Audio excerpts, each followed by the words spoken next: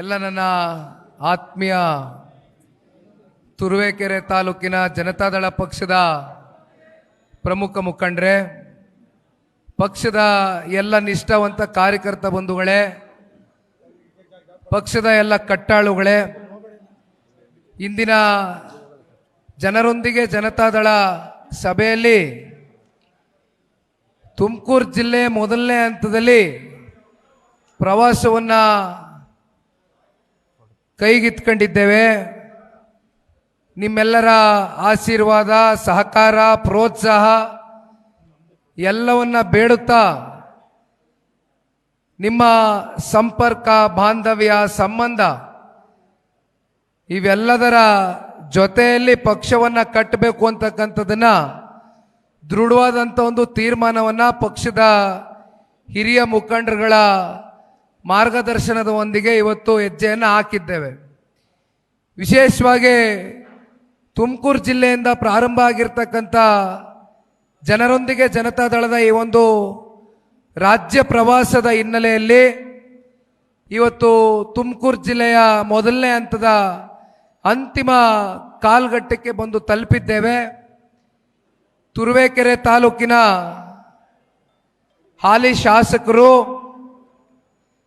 ಹಿರಿಯಕರು, ತಾಲೂಕಿನ ಹುಟ್ಟು ಹೋರಾಟಗಾರರು, ಅವರು ಹುಟ್ಟೇ ಹೋರಾಟಗಾರರಾಗಿ ಅವರ ರಕ್ತದ ಕಣಕಣದಲ್ಲೂ ಕೂಡ ರೈತರ ಪರವಾಗಿ ನಿರಂತರವಾಗಿ ರೈತರು ಸಂಕಷ್ಟದಲ್ಲಿದ್ದಾರೆ ಅಥವಾ ತಾಲೂಕಿನ ಅಥವಾ ಜಿಲ್ಲೆಯ ವಿಚಾರಕ್ಕೆ ಸಂಬಂಧಪಟ್ಟಂತೆ ಯಾವುದಾದ್ರೂ ನೀರಾವರಿ ವಿಚಾರಕ್ಕೆ ಸಂಬಂಧಪಟ್ಟಂತೆ ಏನಾದರೂ ರೈತರಿಗೆ ಅನ್ಯಾಯ ಆಗ್ತಾ ಇದೆ, ಮೋಸ ಆಗ್ತಾ ಇದೆ ಅಂತಕ್ಕಂಥದ್ದು ಅವರ ಗಮನಕ್ಕೆ ಬಂದಂಥ ಸಂದರ್ಭದಲ್ಲಿ ನೇರ ನುಡಿಯ ಹುಲಿ, ನಿಷ್ಕಲ್ಮಶವಾದಂಥ ಮನಸ್ಸು, ಮಾತೃ ಹೃದಯ ಇವೆಲ್ಲವನ್ನ ನೋಡಿದ್ದೀವಿ. ಸನ್ಮಾನ್ಯ ಕೃಷ್ಣಪ್ಪಣ್ಣವರ ನೇತೃತ್ವದಲ್ಲಿ ಇವತ್ತಿನ ಈ ಒಂದು ಸಭೆ ಬಹಳ ಅಚ್ಚುಕಟ್ಟಾಗಿ ನೀವೆಲ್ಲರೂ ಬಂದು ಹಾಲು ಕರಿತಕ್ಕಂಥ ಈ ಒಂದು ಸಮಯ ಆದರೂ ಕೂಡ ಸಂಜೆ 5:15 ಗಂಟೆ ಆಗಿದೆ. ಇಷ್ಟು ಪ್ರೀತಿ ವಿಶ್ವಾಸದಿಂದ ನಮ್ಮೆಲ್ಲರನ್ನು ಬರಮಾಡ್ಕೊಂಡಿದ್ದೀರಿ. ಇವೆಲ್ಲವನ್ನು ನೋಡಿದಾಗ ತಾವು ಪಕ್ಷದ ಮೇಲೆ ಸನ್ಮಾನ್ಯ ದೇವೇಗೌಡರು ಸಾಹೇಬ್ರ ಹೋರಾಟಕ್ಕೆ ಪ್ರತಿಫಲವಾಗಿ ತಾಲೂಕಿನ ಜನತೆ ಸನ್ಮಾನ್ಯ ಕೃಷ್ಣಪ್ಪಣ್ಣ ಅವ್ರನ್ನ 4 ಬಾರಿ ಶಾಸಕರಾಗಿ ಆಯ್ಕೆಯನ್ನು ಮಾಡಿದ್ದೀರಿ. ನಿಮಗೆ ಹೃದಯ ತುಂಬಿದ ಧನ್ಯವಾದಗಳು, ಅಭಿನಂದನೆಗಳು. ನಾನು ಒಂದು ಸನ್ಮಾನ್ಯ ಕೃಷ್ಣಪ್ಪಣ್ಣ ಅವ್ರ ಬಗ್ಗೆ ಹೇಳಲೇಬೇಕು. ಇತ್ತೀಚೆಗೆ ಬೆಂಗಳೂರು ನಗರದಲ್ಲಿ ಸಾಕಪ್ಪ ಸಾಕು, ಕಾಂಗ್ರೆಸ್ನ ಸರ್ಕಾರ ಸಾಕು ಅಂತಕ್ಕಂಥದ್ದು ಒಂದು ಅಭಿಯಾನವನ್ನು ಮಾಡಿದ್ವಿ.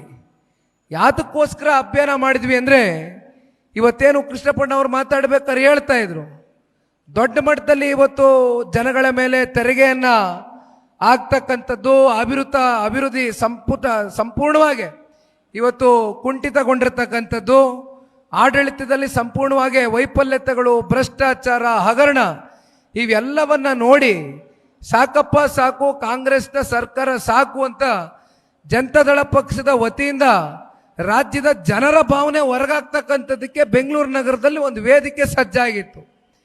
ಆ ಸಂದರ್ಭದಲ್ಲಿ ಕೃಷ್ಣಪ್ಪಣ್ಣ ಅವರು ಮಾತಾಡ್ತಾ ಇದ್ರು.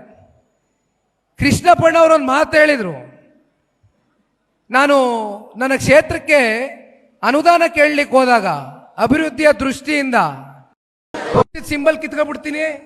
ಪಾಪ ಪ್ರತಿನಿತ್ಯ ಮಾತಾಡ್ತಾರೆ. ಇವತ್ತದೇನೋ ಮಾಧ್ಯಮ ನೋಡ್ಬಿಟ್ಟು ಅವ್ರ ಎದುರುಗಡೆ ಕ್ಯಾಮರಾ ಇಟ್ಕೊಂಡಿದ್ದನ್ನ ನಮ್ಮ ಹಾಲಿ ವಿಧಾನ ಪರಿಷತ್ನ ಸದಸ್ಯರು ಸರ್ವಣ ಅವರು, ಏನಪ್ಪ ಸರ್ವಣ, ನೀನು ಯಾವಾಗ ಕೊಡ್ತೀಯ ರಾಜೀನಾಮೆ? ಯಾತಕ್ಕೆ ಕೊಡ್ಬೇಕು ಸ್ವಾಮಿ ರಾಜೀನಾಮೆ? ನೀವು ಯಾವಾಗ ಕಾಂಗ್ರೆಸ್ ಪಕ್ಷ ಬಿಟ್ಟು ಹೋಯ್ತೀರಿ, ನೆಕ್ಸ್ಟ್ ಮುಖ್ಯಮಂತ್ರಿ ಮಾಡಲಿಲ್ಲ ಅಂದರೆ ಅದನ್ನ ಹೇಳಿ ಫಸ್ಟು ಜನ ಕೇಳ್ತಾವ್ರೆ. ನೀವು ನಾಳೆ ಎಲ್ಲಿಗೆ ಹೆಜ್ಜೆ ಇಡ್ತೀರಾ ಅಂತ ಕಾಂಗ್ರೆಸ್ ನಾಯಕರು, ಕೇಂದ್ರದ ನಾಯಕರಿಗೆ ನೀವು ಉತ್ತರ ಕೊಡಬೇಕಾಯ್ತದೆ, ಈ ರಾಜ್ಯದ ಉಪಮುಖ್ಯಮಂತ್ರಿಗಳು. ಈ ರೀತಿ ಇಂಥ ಪರಿಸ್ಥಿತಿಯಲ್ಲಿ ಒಂದು ಕಡೆ ಚಿಕ್ಕನಾಯಕನಹಳ್ಳಿ ಕ್ಷೇತ್ರದ ಶಾಸಕರು, ಹಿರಿಯಕರು, ನಮಗೆ ಅತ್ಯಂತ ಆತ್ಮೀಯರು, ಮಾರ್ಗದರ್ಶಕರಾಗಿರ್ತಕ್ಕಂಥ ಬಾಬಣ್ಣ ಅವರು ಇವತ್ತು ಸೀಮಂತ ಕಾರ್ಯಕ್ರಮವನ್ನು ಅವರ ಕ್ಷೇತ್ರದಲ್ಲಿ ಬಹಳ ಅಚ್ಚುಕಟ್ಟಾಗಿ ಬಹಳ ದೊಡ್ಡ ಮಟ್ಟದಲ್ಲಿ ಇವತ್ತು ಎಲ್ಲ ಹೆಣ್ಣು ಮಕ್ಕಳುಗಳಿಗೆ ಸೀಮಂತ ಕಾರ್ಯಕ್ರಮವನ್ನು ಮಾಡಿ ಅದರ ಮೂಲಕ ಸೀರೆ ಕೊಡ್ತಕ್ಕಂಥದ್ದು, ಜೊತೆಯಲ್ಲಿ ಅರ್ಶಿನ ಕುಂಕುಮ ಕೊಟ್ಟು ಅವ್ರಿಗೆ ಗೌರವ ಕೊಡ್ತಕ್ಕಂಥ ಒಂದು ಕೆಲಸ ಮಾಡಿದ್ರು.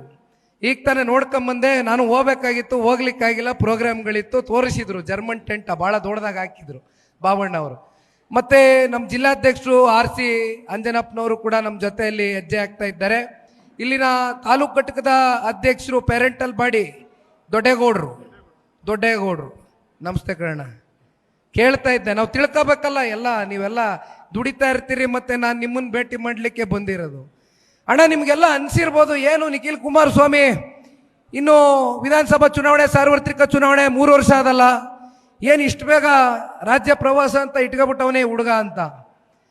ಒಂದು ಅಣ್ಣ, ಈ ಸಂದರ್ಭದಲ್ಲಿ ನಾನು ತಿಳಿಸ್ಲಿಕ್ಕೆ ಬಯಸ್ತೇನೆ, ಇವತ್ತು ಜನತಾದಳ ಪಕ್ಷ ಸನ್ಮಾನ್ಯ ದೇವೇಗೌಡರು ಸಾಹೇಬರ ಹೋರಾಟಕ್ಕೆ ಬೆಂಬಲವಾಗಿ ಹೆಗಲಿಗೆ ಹೆಗಲು ಕೊಟ್ಕೊಂಡು ಇವತ್ತೇನಾದರೂ ಎರಡೂ ರಾಷ್ಟ್ರೀಯ ಪಕ್ಷಗಳ ನಡುವೆ ಈಗಲೂ ಕೂಡ ಎಂಥ ಕಷ್ಟ ಕಾಲದಲ್ಲೂ ಇವತ್ತು ಉಳ್ಕೊಂಬಂದಿದೆ ಈ ಪಕ್ಷ ಅಂತಕ್ಕಂಥದ್ದಾದರೆ, ಇವತ್ತು ನಿಮ್ಮಂಥ ಪುಣ್ಯಾತ್ಮರು ಈ ಪಕ್ಷವನ್ನ ಏನೂ ನಿರೀಕ್ಷೆಗಳಿಲ್ದಿರ, ಅಪೇಕ್ಷೆಗಳಿಲ್ದಿರ ಕಟ್ಟು ಬೆಳೆಸಿರ್ತಕ್ಕಂಥದ್ದಕ್ಕೆ ಇವತ್ತಿಗೂ ಕೂಡ ಜನತಾದಳ ಪಕ್ಷ ಹಳ್ಳಹಳ್ಳಿಗಳಲ್ಲಿ ಹೋದರೆ ಇವತ್ತಿಗೂ ಕೂಡ ದೇವೇಗೌಡರು ಸಾಹೇಬ್ರ ಕಾರ್ಯಕ್ರಮದ ಸಾಧನೆಗಳು, ಸನ್ಮಾನ್ಯ ಕುಮಾರಣ್ಣ ಅವರ ಕಾರ್ಯಕ್ರಮದ ಸಾಧನೆಗಳ ಬಗ್ಗೆ ಚರ್ಚೆ ಮಾಡ್ತಾರೆ.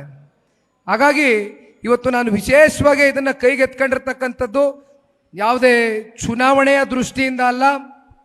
ನಾನು ಜನರೊಂದಿಗೆ ಜನತಾದಳ ಅಂದರೆ ಕೃಷ್ಣಪ್ಪಣ್ಣವ್ರು ಮಾತಾಡ್ಬೇಕಾದ್ರೆ ಹೇಳ್ತಾ ಇದ್ರು, ಇದು ನಾವು ಸ್ಲೋಗನ್ ಕೊಟ್ಟಿರ್ಬೋದು, ಒಂದು ಅಭಿಯಾನಕ್ಕೆ ಒಂದು ಹೆಸರು ಕೊಟ್ಕೊಂಡಿರ್ಬೋದು, ಆದರೆ ಸದಾಕಾಲ ಜನತಾದಳ ಪಕ್ಷ ಹುಟ್ಟಿರ್ತಕ್ಕಂಥದ್ದೇ ಜನರ ಪರವಾಗಿ, ಜನರ ಧ್ವನಿಯಾಗೆ, ಜನರ ಸಂಕಷ್ಟದ ಕಾಲದಲ್ಲಿ ನಿಮ್ಮ ಜೊತೆಯಲ್ಲಿ ಸದಾಕಾಲ ಅಧಿಕಾರ ಇರಲಿ ಇಲ್ಲದೆ ಹೋಗ್ಲಿ ನಾವು ನಿಮ್ಮ ಜೊತೆ ಶಾಶ್ವತವಾಗಿ ಉಳಿದಿದ್ದೇವೆ.